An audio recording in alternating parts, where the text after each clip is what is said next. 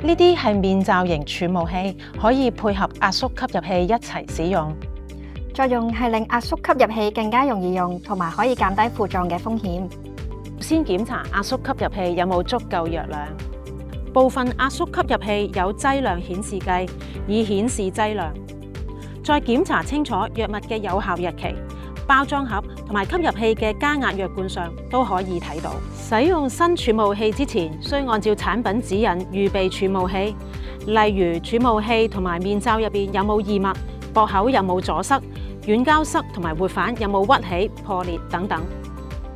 如果係第一次使用壓縮吸入器嘅話，又或者好耐冇用呢一支吸入器，咁就要打開吸嘴蓋並且搖勻，之後撳一下吸入器，對空噴2次。預沖好之後，先至正式使用。完成後就可以開始用面罩型儲霧器吸藥啦。首先移走壓縮吸入器嘅吸嘴蓋，將吸入器上下搖勻，令推進劑可以充分混合藥物。垂直吸入器連接喺儲霧器嘅底部，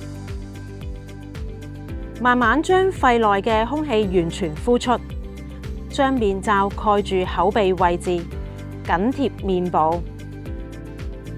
撳一下吸入器，慢而深咁一口氣吸入藥物，拎開儲霧器，閉氣10秒或者自己可以忍受嘅最長時間，之後回復正常呼吸。如果閉唔到氣，面罩蓋住口鼻位置，撳一下吸入器，自然呼吸至少5次。將藥物全部吸入肺部。根據醫生指示，如果有需要吸第2口藥物，等1分鐘之後重複頭先嘅步驟。如果你用嘅係吸入式類固醇，記住用藥之後要啷口同埋洗面啊！以上就係使用面罩型儲霧器正確使用示範。嚟緊我哋會講解常見嘅錯誤同埋注意事項。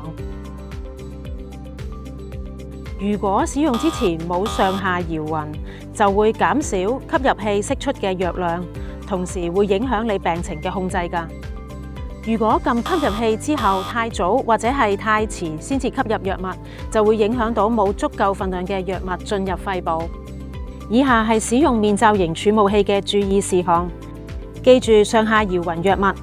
將面罩蓋住口鼻位置，緊貼面部，緩慢而深咁吸入藥物，同埋閉氣10秒，或者自然呼吸至少5次。吸第2口藥物之前要等1分鐘。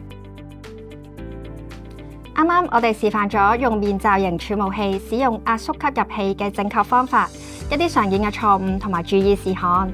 如果你哋對使用面罩型儲霧器有任何疑問，請向醫護人員查詢。